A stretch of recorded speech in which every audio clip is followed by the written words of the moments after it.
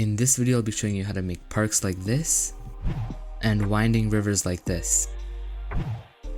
To start, the most important thing is variation in the size of your wedges. So like over here, where we have this little park area, when you place down your wedges, you don't want them uniform like this. It looks too simple, it doesn't look realistic. So instead, change this to 0.25 so you get more accurate changes, and then just scale it out a little bit. You can also scale it in as well, if you'd like, and just keep doing that, and you get something more realistic than, say, just a uniform wedge. So if you look over here, I've kind of done that over here as well. But in this park area, I made sure I changed the texture as well. And you can see it looks much more realistic compared to something like this, which was more uniform, what I made in the last one. With more variation, there's just more detail really. And what you should do is, obviously, if you want snow, always go for this texture and go for white, maybe off-white works as well. And if you see here, it works great. I'll just make a small hill here, just to demonstrate. Now, areas you want a road going through, make sure you do have a flat area. And if you have something like this, just scale it. And really, for this flat part, you really don't need to put individual blocks, you can just scale it all the way.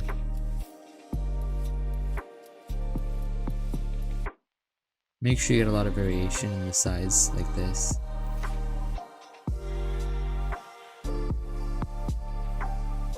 And now, just putting the road through.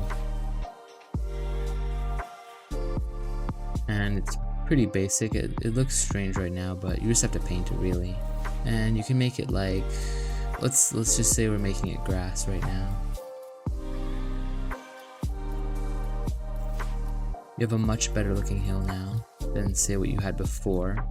What you can also do is slight color variations,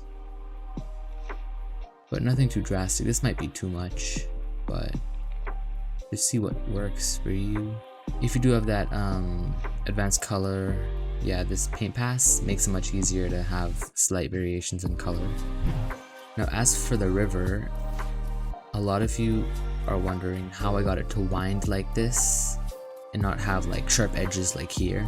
So basically what you need to do is place down a block, scale it how you'd like, but what you need to do from here onwards is you need to take wedges and make sure you rotate them until they're like this. Then you scale them out and you scale them all the way out like this. And basically what that does is it softens the shape of the river. And you also want wedges here as well. Now what's happened is the shape is much softer. So now it looks much better. And as you can see, if you see the parts here, I've placed wedges in cubes all along here. And you can do it how you like. You can make it wind even more. You can make it wind really hard or just make it soft. And again, I use the same method for the hills and mountains. For this, just add some variation to your wedges and you should be good. This is unfinished obviously, but you can imagine if you add wedges all along here, it'll look like a sunken area with a river. Another bonus is, if you want to make something a little bit more realistic, have them stretched out almost, these wedges.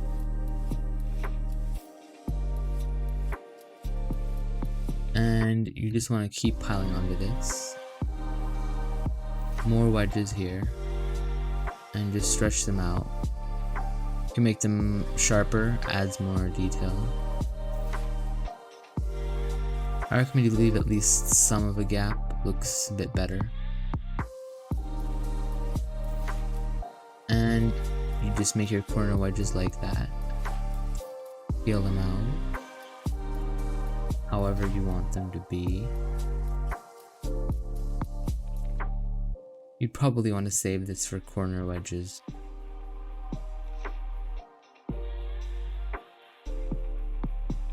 And you just repeat that process, but on a larger scale if you want a mountain. And as for painting, it's up to you really, but I would say something like this is rocky, you could say.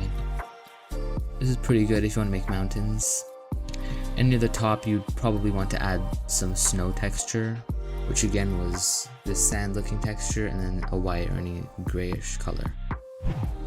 If you want, you can actually make a couple of them touch the rest. It does look better this way, so I'd recommend you actually make it like this.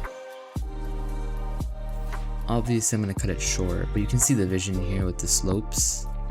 It's just about the variation. Seeing these ledges here makes it look much better than something like this, unless you want a soft hill. If you want something softer, then go for this.